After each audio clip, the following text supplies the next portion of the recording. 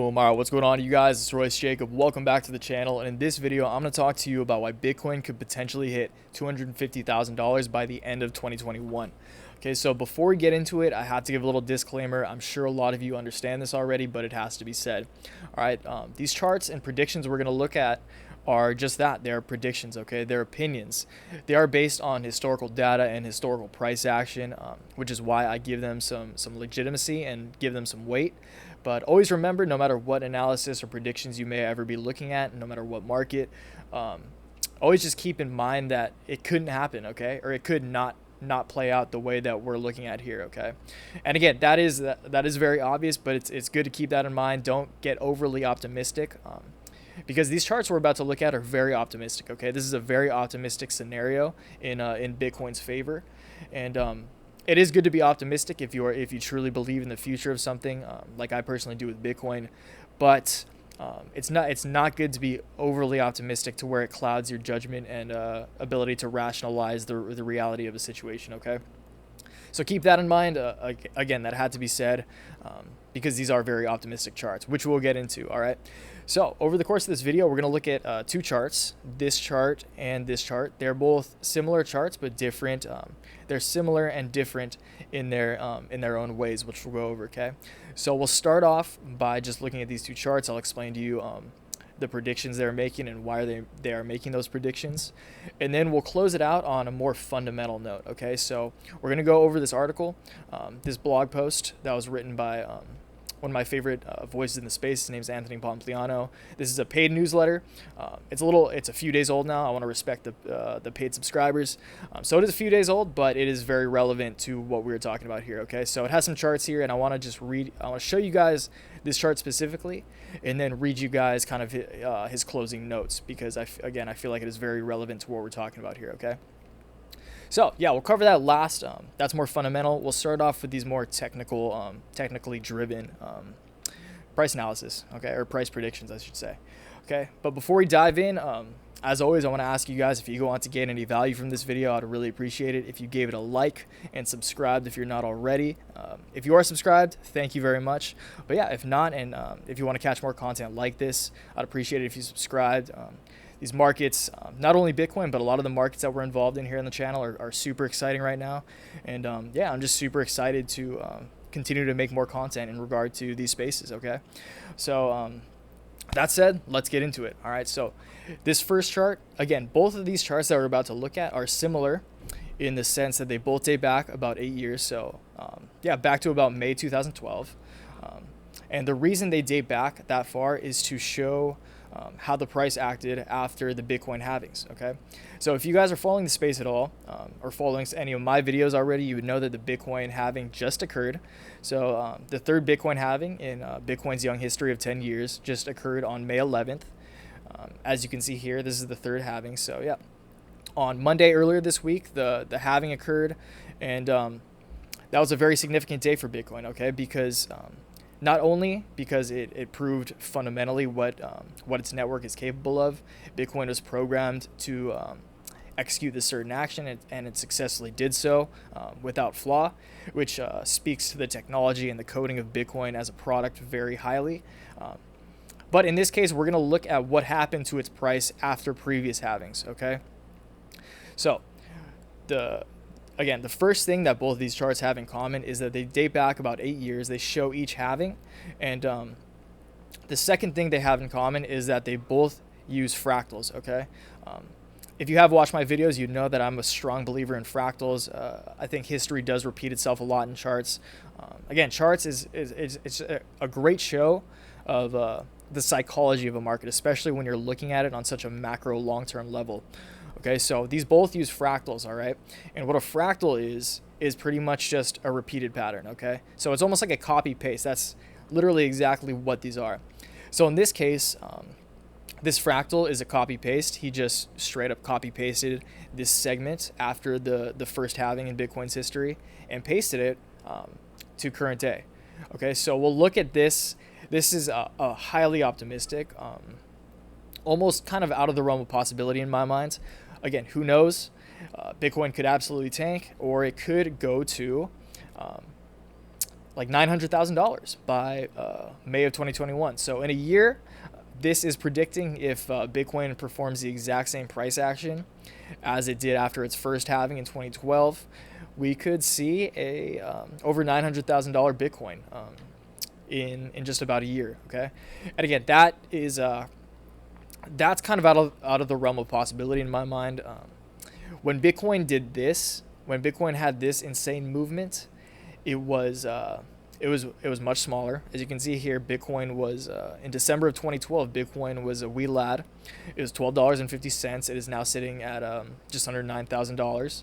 So it's a much larger asset now. Its market cap is much larger, and it will take a lot more cash pumped into it and liquidity pumped into it to make it increase that significantly. Again, given the current global economics and how crazy things are right now, it is anything is possible, but I kind of doubt this one. But the reason I want to show you that, again, it's a fractal. It is possible that Bitcoin has proven to do that before in its past after a halving. So again, it could play out, but this chart right here is the one that I'm a little more optimistic, or it's more real in my mind. It's more rational. Okay, so this one tracks the second halving. All right, or this one takes the movement after the second halving into consideration and creates that into a fractal. Okay, so pretty much just think right here, this segment right here, copy it, paste it right here. All right, so as you can see, after the second halving in 2016, we had this slight dip down. So you guys, on a day-to-day basis, don't I mean, it's understandable to stress. I still stress sometimes when Bitcoin dips, like it did after even just a few days ago. It was at 10K, and then it dipped down to like $8,000. So that's a 20% dip. But that historically is to be expected after halving. So as you can see, after this first halving, it had a slight dip. It's so minute that you can barely see it. But the second one, after the halving, had a very significant dip. It had this little pre-halving rally because, again, buy the rumors, sell the news. Very classic. So had this pre-halving rally in anticipation of the halving. It dipped a little bit just because, again, buy the rumors, sell the news. And then it went on to have that crazy bull rally that we saw. I'm sure you remember it, even if you're newer to really educating yourself in the space. I'm sure you remember the Bitcoin rally of 2017, where Bitcoin and a lot of other cryptocurrencies rallied. Bitcoin specifically hit $20,000, so that was crazy, and that was kind of all in the wake of this post halving. Okay, it was pretty elongated. So it was July of 2016 to December of 2017, so just about a year and a half. So that was definitely more elongated than that. But again, it makes sense that the larger Bitcoin gets as an asset, the more elongated the cycle becomes. So that just makes intuitive sense. But again, given the current economic climate and the fact that trillions of dollars are being printed into our economy right now, it's leading a lot of people to educate themselves on hard money, sound money assets that are scarce, like Bitcoin, especially now that it just had its halving. So I did mention the halving in the beginning. I don't know if a lot of you guys are familiar with what that is. I do have a video on it if you guys want to check it out. But to sum it up real quick, there will only ever be 21 million Bitcoin in existence. 18 million are already in the supply. And when these halvings happen every 4 years, that's the way Bitcoin was designed, to have these halvings every 4 years to keep it a scarce asset. Okay, so as we with the US dollar can just print money and create more and more money, Bitcoin does the exact opposite of that. Okay, it's a deflationary asset. All right, so as Bitcoin gets older, there is less and less pumped into the system. Okay, so it just went from, I think it's down here somewhere. No, sorry, it's in this one. Okay, so you know what? We'll just read this right here, because this guy wrote it. Sorry, I've never shouted this guy out. So this guy, these charts I'm looking at are on TradingView.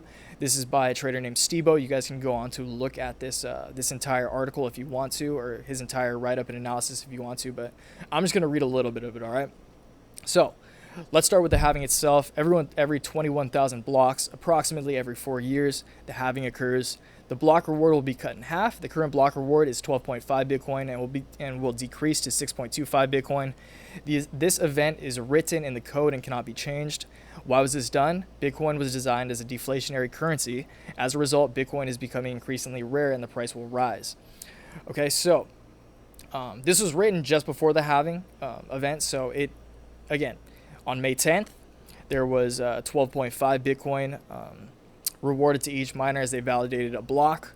And on May 11th, so just on Monday of this week, it decreased to 6.25. Okay, a pretty simple way to think about this, the way I describe this in almost like a elevator pitch kind of style, is gold is a scarce asset like Bitcoin. It takes resources. You have to mine it. You literally have to mine both gold and Bitcoin to obtain it. Imagine every 4 years, half the gold mines on Earth all shut down, okay? And how scarce that would make gold as an asset. All right, so again, there is already a lot of gold in circulation. The majority of Bitcoin, again, there's 18 million Bitcoin currently in circulation. There will only ever be 21 million. So the majority of Bitcoin that will ever exist already exists, okay? It's going to take something like, I think, another like 200 years before the last Bitcoin is mined. But again, still like 85% of all Bitcoin that will exist in the history of all time exists already, okay? So it's very scarce, and it continues to just become more and more scarce. All right, so this, scroll up here. I don't even know if I got to this part yet.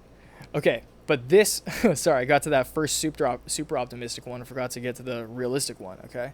So this is what predicts Bitcoin to reach $250,000, which is why I titled this video, and because I feel like this one's a lot more realistic, okay? So this chart predicts Bitcoin to reach 200. It's kind of hard because once you get up to this area, it's so like small differences, small movements are very big price differences. Okay, so we'll just round it to $250,000 by November of 2021. Okay, so about a year and a half from now, this chart is predicting a $250,000 Bitcoin. All right, and again, that is because they took literally just a copy paste after the second halving occurred and pasted it onto this. Okay, and that is not, again, that's not crazy for me to believe. It may seem crazy. Again, $250,000 is an insane amount of money, especially because we were just looking at Bitcoin not even 10 years ago, just 8 years ago at $12. But when you think about it, when you look at this chart, like a lot of people only remember Bitcoin from 2017. Okay, they're like, it was $20,000. It's only at $8,000 right now. This is a trash asset. We're in a bear market. But you have to remember that when you look at it like this, again, this isn't even 10 years. This is just 8 years ago. Bitcoin was at $12 and it's at $8,000 now still. So this is probably the most bullish chart. Again, Bitcoin is the best performing asset of our generation, almost factually. Okay, so you have to remember that Bitcoin is still on a very strong bull market, and again, like it's not out of the realm of possibility for this to happen, given the current macroeconomic environment, the fact that the halving just happened, the fact that more and more people are educating themselves on Bitcoin, which is what we'll get to right here. So what I want to show you guys again. This is an article written by Anthony Pompliano, a very well-respected individual in the space, not only Bitcoin, but investing as a whole. He wrote this article just before the halving as well. And over here, he showed a bunch of different metrics that gauge Bitcoin's growth, and they're all pretty net positive for the most part, okay? Market cap, price, exchange-traded volume. Again, this is 2017 you see here when it went off the chain, and that was obviously a bubble. But I think this is the single most important chart and metric to look at in terms of the big picture of where Bitcoin could go, okay? And this is the amount of wallets created that are holding Bitcoin, okay? So you can see how crazy this is going, okay? There were approximately 7.85 million blockchain.com unique wallets, not total globally, but only in one company. Okay, so remember that. This is only on blockchain.com. This isn't even all the other exchanges and other wallets, okay? I don't even use blockchain.com, okay? So this is just a small segment of all Bitcoin wallets out there, but this is just a metric to use just to get the idea in your head, okay? There are 7.8 million blockchain.com unique wallets in July 2016. There are now 48.5 million unique wallets on the same platform. This is more than a 6x increase. Okay, so a lot of people like to think of Bitcoin almost similar to a social network, okay? It takes a little bit to catch on, but once it catches that virality and catches more users and word of mouth starts to spread, and Bitcoin's actually even more powerful that a social network in terms of word of mouth, because you can make money off of it, okay? Because it's a currency. It's not a social network. There's actually a financial incentivization for you to hold Bitcoin because it has the potential to make you a shitload of money. Okay, so that's very powerful. The fact that we see more and more wallets holding Bitcoin consistently reaching new all-time highs, that means that there's more adoption, there's more users, and that means that the network as a whole is getting stronger, okay? So that's very bullish for Bitcoin as well. All right, so this is kind of what I wanted to read you right here. Is just from right here down, okay? And that's where we'll close out this video, okay, on a fundamental note. This is why I'm so bullish on Bitcoin. Every data point highlights a high probability that the world will deem Bitcoin more important / valuable in the future than it does today. There's always a chance that I'm wrong. No one is 100% right. No one is right 100% of the time. Exactly what I said. This is all speculation, but it's an educated guess, you know. So no one is right 100% of the time, but this is a relatively low-risk investment in my opinion, which is also more attractive when you layer in the fact that the upside potential is so asymmetric. So asymmetric, I talk about that a lot in a lot of my videos. That is how that the majority of my investments I make are asymmetrical risks. So that means that the upside potential far outweighs the downside potential, okay? So think of an asset, even a small investment, $100 investment that has a potential 10x upside. But say you lose 100% of a $100 investment, you're out $100, but it has a potential to 10x. So the upside is significantly greater than the downside, although it is high risk, okay? But that's the thing about Bitcoin, is it is asymmetric and not high risk, in my opinion, okay? Remember that, that's just my opinion, but from all the education I've had and the years I've been in Bitcoin, I definitely agree with Pomp in this sense, and agree that it is a non-high risk asset with asymmetric upside, okay? Where was I? We are currently in an economic crisis, and Bitcoin is outperforming every other asset class. It is up almost 40% year to date. Bitcoin has served as a single best store of value or chaos hedge in the financial system. But you don't have to believe me about the future outlook. Paul Tudor Jones, the legendary hedge fund manager, disclosed yesterday that he is gaining exposure to Bitcoin. He specifically stated, the best profit maximizing strategy is to own the fastest horse. If I'm forced to forecast, my bet is it will be Bitcoin. Yes, you read that right. One of the most well-respected investors on Wall Street has finally seen the light. He is gaining exposure to Bitcoin as a hedge against the coming inflation. Okay, so again, inflation, trillions of dollars being printed and pushed into our economy because of this COVID crisis. Over time, it may not seem like it now, but over time, all sovereign, all fiat currencies will lose value. Okay, just because you're printing more, that's 101 right there. If you print more, it will lose value over time, just because you're just printing it into the void. Okay, 4 years ago, this was unfathomable. We have made great progress in that time as a network and community. Now there are a few more big dogs sitting around the table as we go into the third Bitcoin halving. What a time to be alive.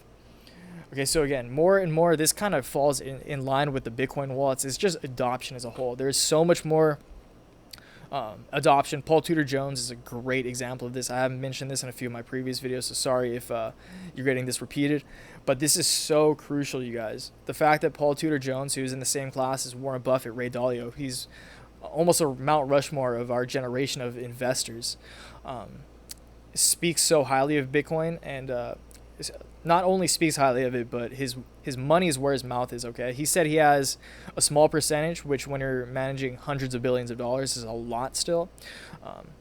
So a meaningful percentage of Bitcoin in his portfolio as a hedge against the inflation. Okay, so to wrap back around to the halving highlights scarcity, the fact that Bitcoin is a scarce asset. It's doing the opposite of what all current fiat systems are doing. In printing money, Bitcoin is reducing the amount of Bitcoin that is pumped into the system, okay? And again, as people slowly begin to realize that their hard-earned money, their fiat currency that they work for is being devalued over time, they will want to look into alternative assets that store value. So gold being one of them. Gold, very traditional, safe haven store value asset. But Bitcoin is gold 2.0 in my mind. Go watch my video called Why Bitcoin is Gold 2.0 if you want to hear my take on that.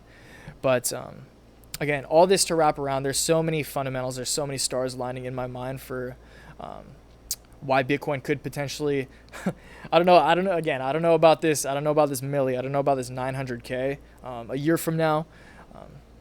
But I think that this is not out of the realm of possibility. I think that this is very possible, given again, the fundamentals that we just covered, even the technicals, the fractal. Again, fractals are just, history is so telling of what could potentially happen in the present. Okay, that not only in charts but in everything. Like, history tells so much about the potential of what can happen today. Okay, and that's why this is important. I do feel like Bitcoin could hit $250,000 a year and a half from now. But again, we'll just have to see, right? It's always good for you guys just to understand the potential. Again, I'm biased. I am financially incentivized to hope that Bitcoin does well because I hold a significant amount of Bitcoin. But again, you guys always do your own research. Go on to do your own research. Go on to educate yourselves further. And I'd recommend you buy a little bit of Bitcoin, because once you have that cost sunk into it, trust me, that's the if you invest in Bitcoin, you're kind of investing in your education. Because once you own Bitcoin, trust me, you're gonna do so much digging into every aspect of Bitcoin and educate yourself so much on not only Bitcoin but blockchain, the technology, and other cryptocurrencies as well. Okay, so it's an investment in your education. I do recommend you guys to further educate yourself on it, and again, always come to your own conclusion if you want to invest or not. Okay, so that said, we'll wrap it up there. Again, if you gained value, I'd appreciate it if you liked and subscribed. Also, check out my IG at Waves Capital. I post content on there. It's same but different, you know. I like to mix it up a little bit. It's a very different platform, so I do post different stuff on there. So check it out at Waves Capital. The link's down in the description. Also, if you guys want to help me help you, check out some of the links down there as well. Okay, I have some of my favorite books. I have some courses, my portfolio course. If you guys want to check that out, it tracks literally every single piece of my portfolio that I update every few days, and yeah, send out little email newsletters kind of things on why I updated my portfolio and just kind of what I'm thinking about all the current markets I'm involved in. Okay, so that just goes a little more in depth. Again, just help me help you. Hopefully that's my intention with those for sure.